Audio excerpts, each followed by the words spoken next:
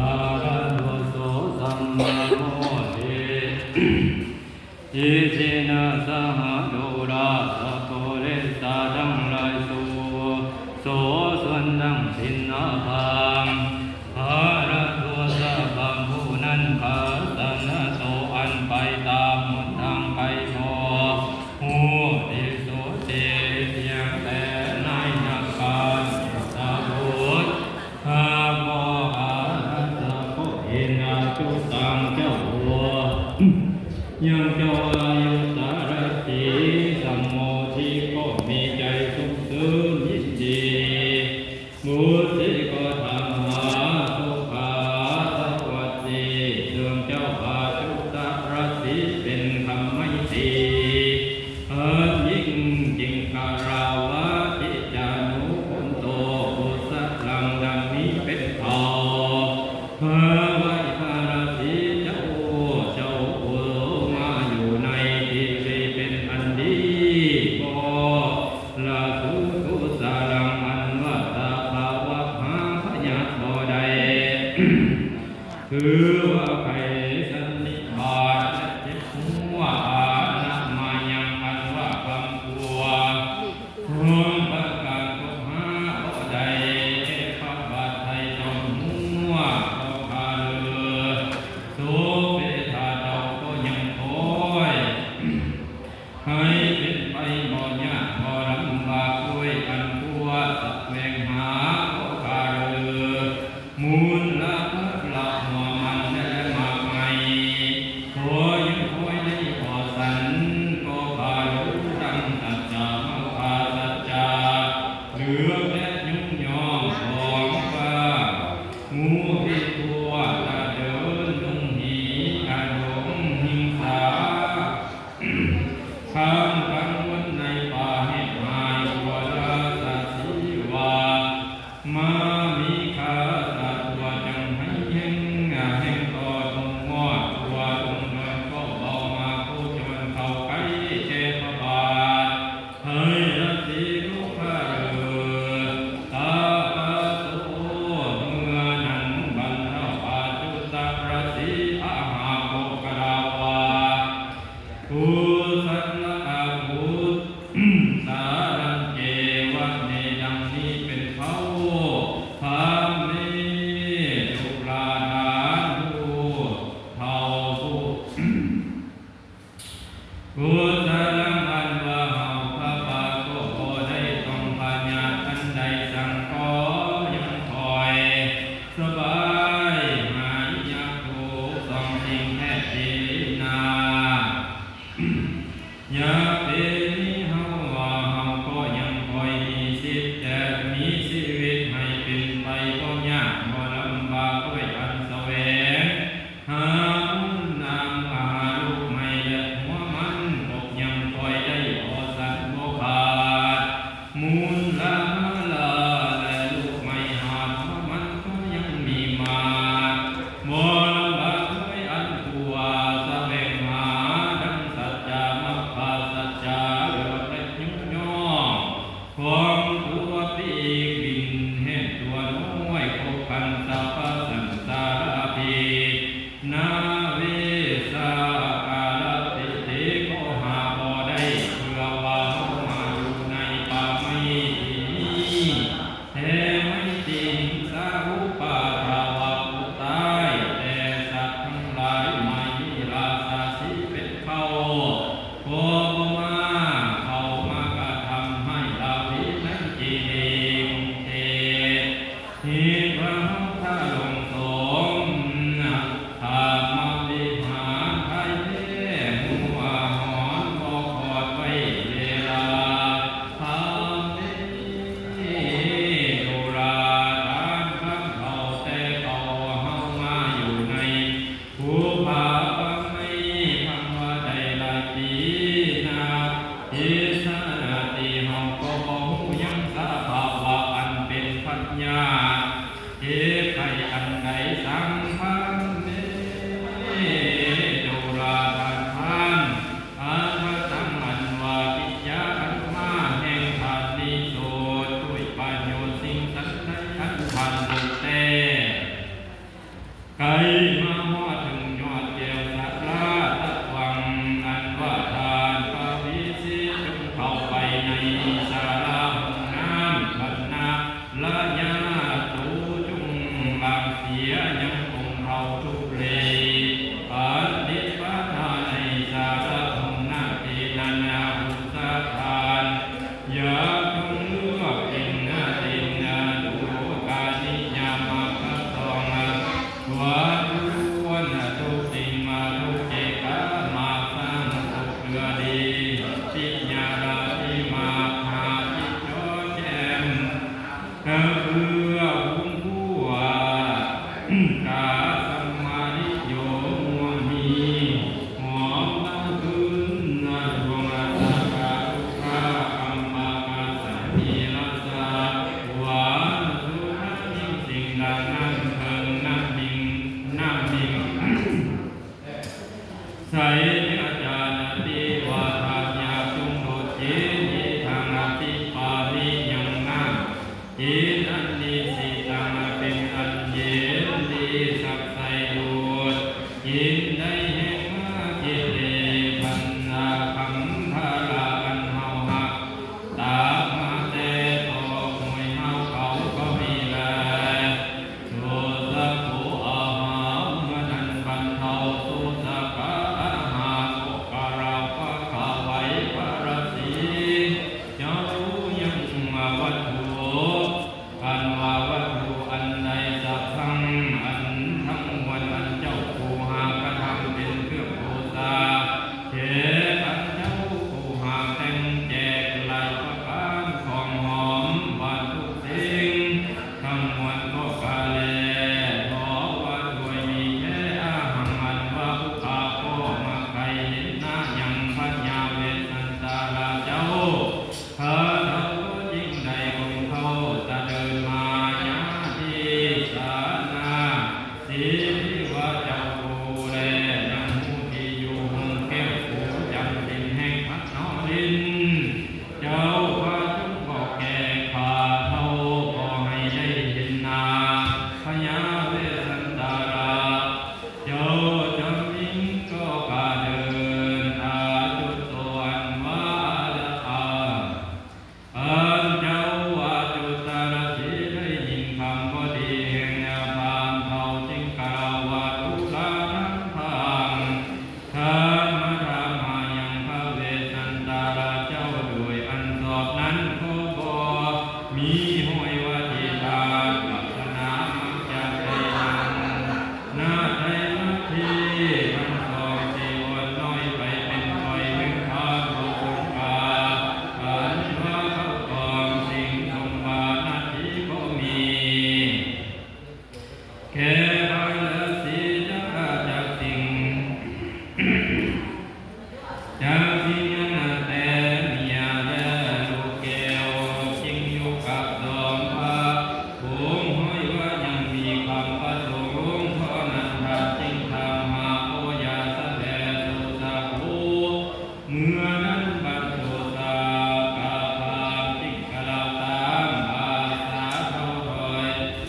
เยียนเลียนลอยด้วยปัญญาพุทโธข้าไว้พระสิเจ้าข้าทานเขาพอมีคำเพิ่งเทียดกังเทียนนาสังไขนันนาข้าเจ้าพอได้เข้ามาว่าจะขอนอราชาสัพพติอันใดสังอาหังอันว่าปานิตังว่าเป็นคนดีศีลสอบประกอบด้วยใจบุญข้าโคละนึกถึงคุณแก้วสังประการเทปากาติทัสสะโนนาอันว่าที่ยาอันใดเห็นอายังพระอริยเจ้าตนประเสริฐเทียนยอมใดไปเกิดเสวยทุกพ้นจากทุกข์ในสงสารข้าพุทธสุภาพระผู้บันบุพิเป็นยิ่งข้าเท่าเข้ามาสู่ ศรัทธาพระผู้บานรู้ผิดและจะเห็นด้วยมีอัญญาใจสู่ทานไทยและเมียควรแห่งพัดจอมทานเจ้าตนนั้นก็มีแค่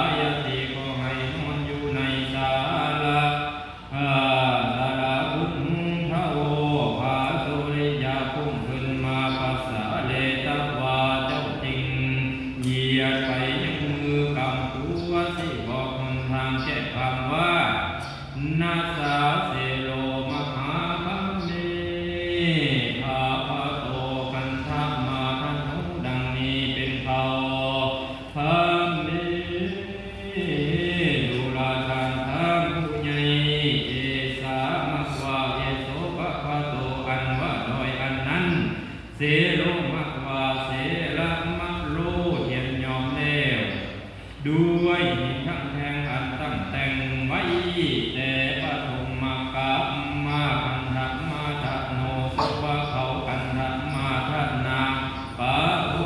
ทะกฏว่าเป็นที่เกิดแห่งของหอมทั้งหลายก็มีแลมนุษย์อันว่าคนทั้งหลายกันว่ามาถึงที่นั่นแล้วก็ให้หัวเก่าเมาไปด้วยกันพระรสเทศเสพสิ่งก็จริงได้ชื่อว่าเขากันทมาลาอันทกษัตตาตนบุญพ่วงอยู่สืบสร้างพระองค์สิทธามละปิโนละสุสาหาอุเตนิกัดอมลูกแก้วเมียหายะถาสันติในอาสมบุตรลาที่ใดนะวังมันมาทาสุตตาตาปิมุโคกันว่าไว้นา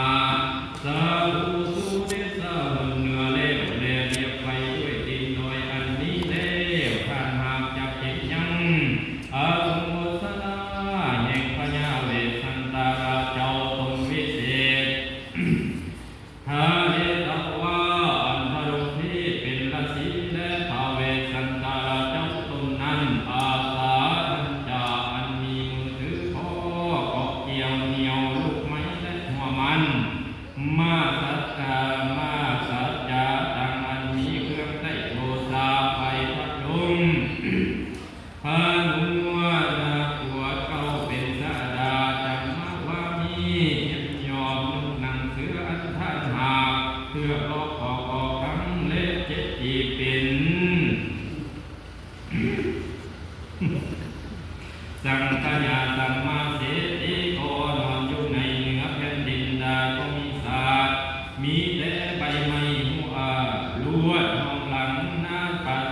สติก็นอนวายก็ขาดยังซาเปลวไฟอันแดงลุกเป็นแสงใสยิ่งสิ่งดังพาพระปัจเจกเจ้าหัวมิงกำไตเพื่อให้เป็นปัจจัยนำเกิดสันปะเลิศมหาโอมเทติลินาธรรมตุลาทานปามเอเททุมมาเอไม่ทำลายคุณนั้นภาละข้าอันพระองค์ยังลูกและมาปาโคตลายหลากหลายประการที่สันติก็ยังปาโคตเห็นมาโอคาตะมีลำอันสูงสุดจริงสิ่งจอมพาจอมเมฆอันนานิราอันเขียวงามวาสนาปะพาตาอีว่าเป็นปะดุจดำเขาเอ็นสังกาเขาเอ็นสังปาริสันติก็ยังปะโคเห็นมาเป็นอันงามคำพ่อมีเงินยิ่งนักหนาทว่าคือว่าไม่ตะเบคมใบหนาอาสากากันหาเดียระดาเต็มไปด้วยเต็มไปเดียระดาไม่หูวงแกไม่ข้อกาทาจิตาไม่กาเยียนจอบุพาสาราไม่หังนาหุวงคันทันังไม่ทอพวงหิมทางมาดูว่าไม่ยังพายไปนั้นสูงพ้นพื้นนานกน้อยลื่นลงหาวาเตนะอันลงหักมาวัดป่วยเก่งพระงาข้อมแตงไปมาสาธิปิตาวะมานะวาเงินดังสายเน่าน้อมมายังกำเราแล้วและคงตัวจินนั่นแหละนาทำนี้ดูแลทานทามสะท้อนว่าเสียกากูนานานังแห่งอนุทำลายตั้งตั้งห้องแล้วจะเพียรยังไปมาเหนือสะพาไม่ยุบยาเลกปาโคได้ยินมาสังคีติโยว่าเหมือนดังเสียงขาดแม่นางฟ้าทั้งหลายอันทั้งหลายนั่นแหละนางเลนุทั้งหลายลงนั่นสังอาสะ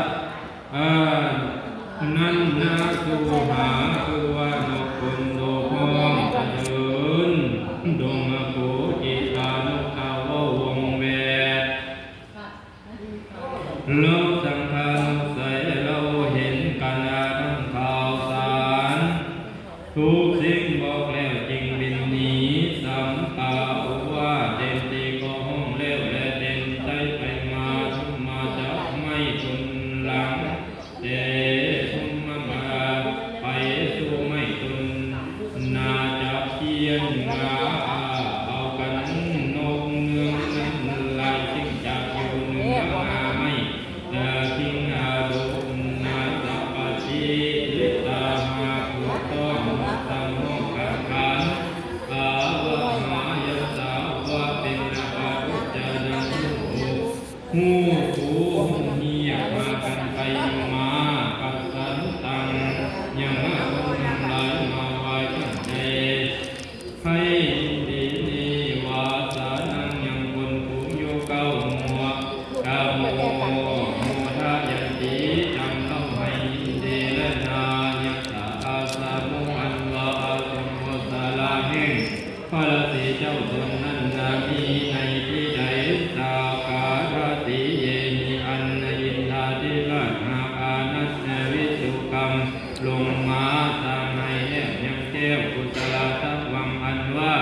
ทานกาสานีจงมาเรียบปีนดอยไปทานหากจะเห็นยังอาสมบทสาราแห่งพญาเวสันตาราเจ้า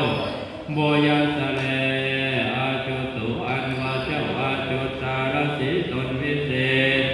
วันนี้ถ้าว่าจากพลันนานายุงยอยังมาพา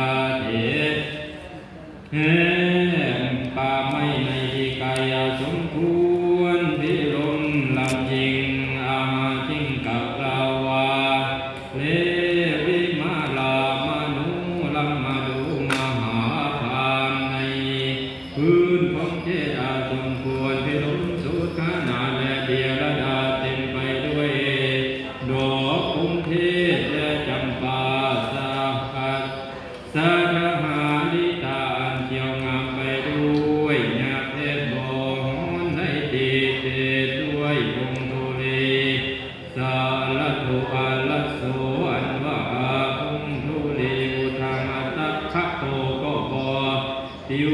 พุ่งขึ้นไปในของพื้นอาสมที่นั่นแลทุระปัสสานุปามามีญาอันอ่อนสุขุมันมีสถานดังสำลีฝ่ายลูกทูมีสีนิ้วมือขวงมัญยุลากีว่าสังกาสามีวันอันเขียวเหลืองและดุจาดังแถวก็นุมียุงสามันตาสูงเสื่อมกันนาห้องทุกกรรมทุกฝ่ายแลหามิดุลาทานพานตังวันนังอันว่าปาอันนันนาลัมมติวาทันังก็เทียนยอมจำเลินทำยินดีบอกพาด้วยตาดอกไม่จังลายตั้งตางอันเกิดเนื้อวางไปถาสัจจานาอันเดียละดาเต็มไปด้วยดอกบุปผาละดังลายสามประการคือว่าดอกบุปผาละเกี่ยวบานพอเศร้าบางแต่เศร้าเมื่อเศร้าเรียนกันย้ายเป็นยันโยน้ำโลหิตาสุนิลามีวันเขียวขาวแดงดูต่างกัน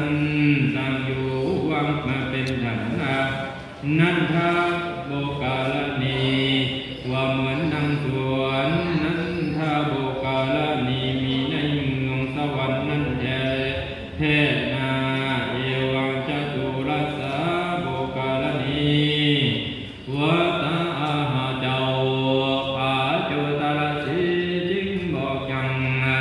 สาและป่าไม่ที่นั้นที่ไก่หงเกณฑ์ไทยจำสิ้นแห่งพระนลินเจ้า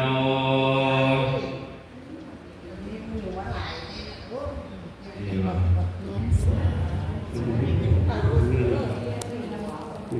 ง